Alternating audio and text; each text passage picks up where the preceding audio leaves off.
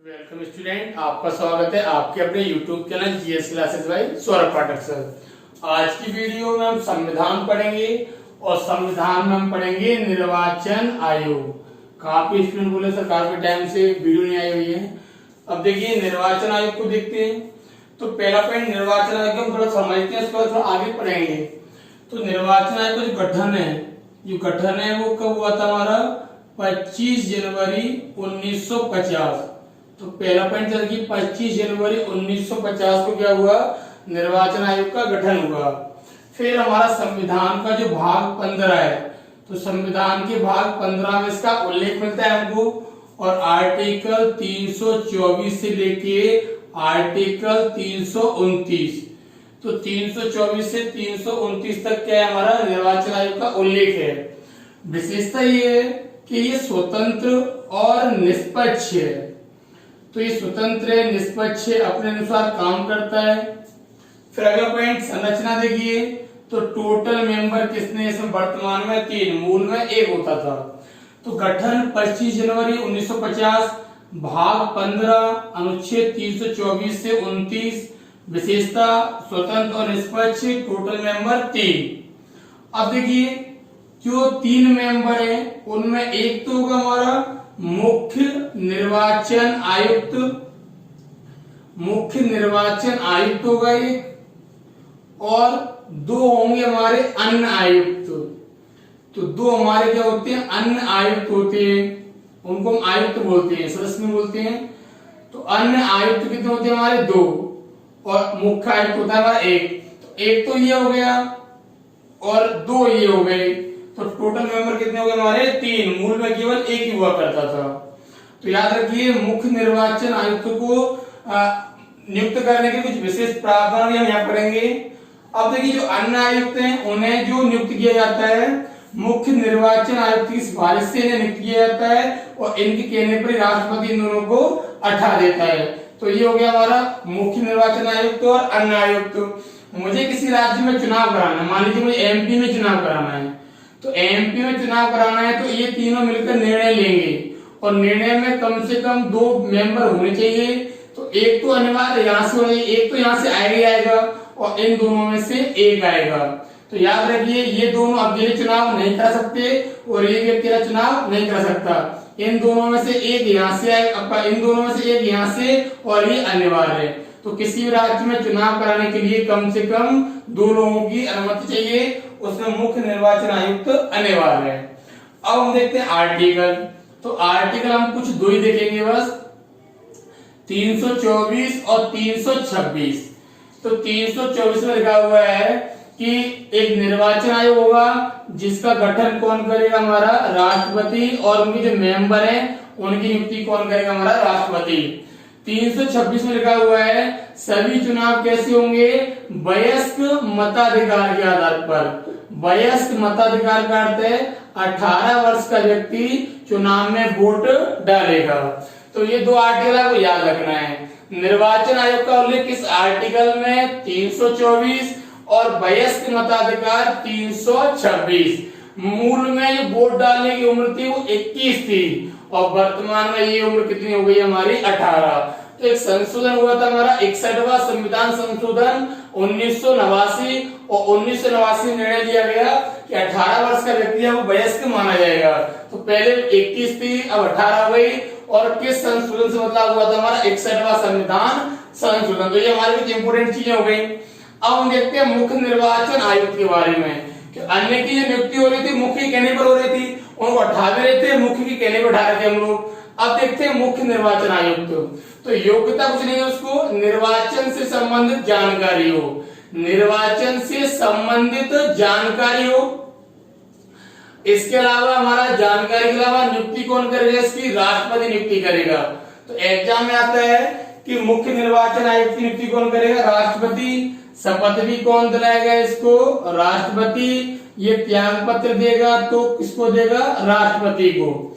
अब याद रखिए राष्ट्रपति मुख्य निर्वाचन आयुक्त को नहीं हटा सकता है, हटाती हमेशा संसद है। इसे ठीक उसी तरीके से हटाया जाता है जैसे न्यायाधीशों को हटाया जाता है, न्यायाधीश।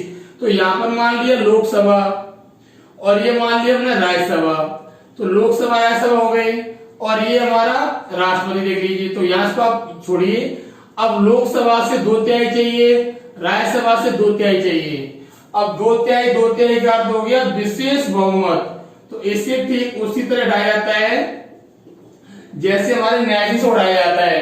तो ये हमारी इंपोर्टेंट चीज हो गई। योग्यता निर्वाचन संबंधी जानकारी हो, नियुक्ति राष्ट्रपति करेगा, शपथ राष्ट्रपति लाएगा, त्यागपत्र राष्ट्रपति देगा, और ठाने के अगर प्रावधान है तो संसद हटाती है 2/3 या विशेष बहुमत से। कार्यकाल कितना होता है इसका? 6 और 65 वर्ष होता है कार्यकाल। और वहीं अन्य आयुक्त का कितना होता है? 6 और 62 होता है हमारा अन्य आयुक्त का। 6-62 से अर्थ क्या है? मान लिया कोई 62 साल पे बना तो पहले क्या रहा है इसमें? 65 वर्ष। और मान लिया कोई 55 पर बना तो 65 तक नहीं रहेगा वो, अब उसको गिना जाएगा 6 साल तक, तो फिर बढ़ जाएगा 61 पे जाके। तो याद रखिए आप, मुख्य निर्वाचन आयुक्त जो है उसकी जो आयु का प्रावधान 6 और 65 के कार्यकाल का, और यहाँ पर 6 और 62 का। वेतन कितना दिया जाएगा? 2,50,000 का वेतन रहेगा। तो एग्जाम में भी आता है कि मुख्य निर्वाचन आयुक्त का वेतन कितना है? 2,50,000। योग्यता निर्वाचन से संबंधित जानकारी हो, नियुक्ति राष्ट्रपति करेगा, शपथ राष्ट्रपति लाएगा, त्यागपत्र राष्ट्रपति, 58 संसद, कार्यकाल 6-65, वेतन 2,50,000। अब थोड़ा ये देखते हैं इनका जो कार्य है वो मोस्ट कार्य क्या है, कौन कौन से ये चुनाव कराएंगे, कौन कौन से ये चुनाव कराएंगे, आपको ये देखना है। तो पहला पॉइंट देखिए, चुनाव कौन कौन से कराएंगे हमारा। तो ऐसे में डायग्राम बनाते हैं, आप भी नोटबुक में डायग्राम बना लेंगे ऐसे ही। एक तो कराएंगे ये लोकसभा का चुनाव, एक कराएंगे ये राज्यसभा का चुनाव, एक कराएंगे राष्ट्रपति का, एक कराएंगे विधानसभा का, विधानसभा, एक कराएंगे विधान परिषद का, एक राष्ट्रपति और एक हमारा उपराष्ट्रपति। इनके अलावा ये कोई भी चुनाव नहीं कराते। नगर पालिका, नगर निगम, पंचायतें, ग्राम पंचायतें, इनका कराता है राज्य निर्वाचन आयोग। तो याद रखिए एग्जाम में आता है कि आपका जो निर्वाचन आयोग, केंद्रीय निर्वाचन आयोग कौन सा चुनाव नहीं कराएगा, तो लोकसभा कराता है, राज्यसभा कराता है, विधानसभा कराता है, विधान परिषद का, राष्ट्रपति का, उपराष्ट्रपति, बाकी कोई भी आपका वो चुनाव नहीं कराएगा। ये तो हो गए चुनाव। अब कुछ इंपोर्टेंट कार्य देखते हैं उसके कार्य। तो कार्य तो काफी है पर हम कुछ इंपोर्टेंट ही देख लेते हैं। पहला जो है, जो चुनाव चिन्ह है उनको बांटेगा, ये चुनाव चिन्ह बांटेगा, जो चुनाव होता है चुनाव चिन्ह बांटेगा। इसके अलावा योग्यता अयोग्यता देखेगा, सदस्यों की योग्यता और अयोग्यता देखेगा, कौन सा मेंबर योग्य है, कौन सा मेंबर नहीं है। आचार संहिता तैयार करेंगे, आचार संहिता इनका खुद का कानून मान लीजिए आप, उसको तैयार करते हैं ये। इसके अलावा नामावली जो होती है, वोटर लिस्ट होती है, उसको तैयार करेंगे। फिर ये निर्वाचन के केंद्र होते हैं उन्हें तैयार करेंगे ये। तो ऐसे ये पूरा तैयार करते हैं। फिर कोई पार्टी, राष्ट्रीय पार्टी है, उसको दलिया देते हैं, तो राष्ट्रीय पार्टी जो है उनको दलिया देंगे ये। तो ऐसे पूरा काम रहता है इनका, चुनाव कराना, योग्यता, प्रचार, योग्यता अयोग्यता, सब चीजों को ये देखते रहते हैं। तो ये हमारे इनके विशेष कार्य हो जाते हैं।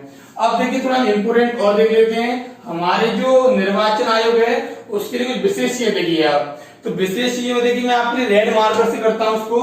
तो पहला पॉइंट, हमारे जो निर्वाचन आयोग में कुछ इंपोर्टेंट चीजें हैं निर्वाचन में, तो हमारे यहाँ सार्वजनिक चुनाव का प्रावधान है।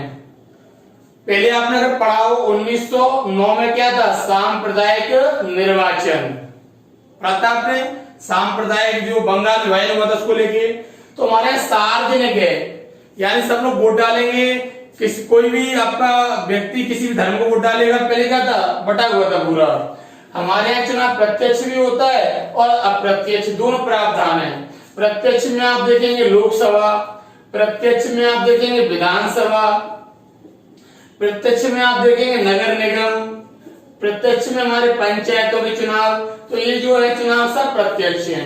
अप्रत्यक्ष में देखेंगे हमारी राज्यसभा, अप्रत्यक्ष में राष्ट्रपति, और अप्रत्यक्ष में कौन आ जाएगा, हमारी विधान परिषद हो जाएगी, और अप्रत्यक्ष में हमारा क्या हो जाएगा, उपराष्ट्रपति का चुनाव हो जाएगा। गुप्त मतदान हमारे यहाँ, कभी भी हम वोटर जो है ना वोट डालते हैं उनको ओपन नहीं करते। वोट डालने के बाद एक डेट रखते हैं, उस डेट में क्या होता है उसकी घोषणा करते हैं कौन विजेता है और कौन नहीं, जिससे क्या है जो वोट डालने आ रहा है उसको कोई प्रॉब्लम नहीं होती है। वयस्क मताधिकार में बता दिया आपको पहले ऊपर ही 18 साल में प्रत्येक व्यक्ति वोट डालता है, अपने इच्छा अनुसार वोट डालता है। वो पहले कितनी थी ये 21 वर्ष। फिर देखिए निष्पक्ष चुनाव होता है हमारे यहाँ। इससे क्या है हमारा जो हमारे ये होते हैं, क्या कह सकते हैं हम, क्या बोले, जैसे ये पद पर बैठे हुए हैं तो इनकी कोई वेतन नहीं कटेगा, कटौती नहीं होगी, जब ये रिटायर रहेंगे पद धारण नहीं करेंगे। फिर खुली उम्मीदवारी हमारे यहाँ, खुली उम्मीदवारी, इस खुली उम्मीदवारी का अर्थ ये है हमारे यहाँ कि कोई भी व्यक्ति भाग ले सकता है, चुनाव लड़ सकता है। ऐच्छिक मतदान, जिसकी मर्जी जहां पर है वोट डालेगा, जिसकी मर्जी यहाँ पर है वो वहां पर वोट डालेगा। सुरक्षित निर्वाचन क्षेत्र, यानी हमारे यहाँ एससी, एसटी, ओबीसी को क्या है, सीटों को रिजर्व किया जाता है।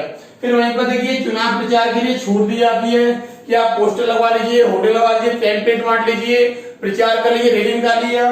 और निर्वाचन प्रतिनिधियों को, निर्वाचन प्रतिनिधि हैं जो निर्वाचन यानी जीत जाते हैं चुनाव, वो जीतने के बाद बैठ जाएंगे, उन्हें कभी भी वापस लाने का कोई प्रावधान नहीं है। तो ये हमारी कुछ विशेष प्रणाली है हमारे निर्वाचन में। एग्जाम बहुत ज्यादा आता है, यहाँ से आपकी फैक्चुअल आएगा, मोस्टली फैक्चुअल आएगा। और ये चीज आप समझ लीजिए कि कौन प्रत्यक्ष आ रहा है, कौन अप्रत्यक्ष आ रहा है, बाकी हमारे पढ़ लेंगे इसको।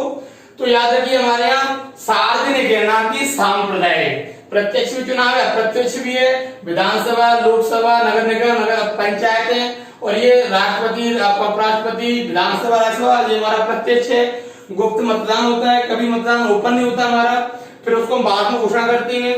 वयस्क मताधिकार यानी कि 18 वर्ष से व्यक्ति वोट डालेगा। निष्पक्ष चुनाव है, जो चुनाव करा रहे हैं उनकी सेवाओं की कटौती नहीं होगी। खुली उम्मीदवारी, आप भाग लीजिए, आप चल रही है आप। ऐच्छिक मतदान, मेरी मर्जी होगी, मैं वोट डालूंगा, मैं, मेरे पर फोर्स नहीं होगा।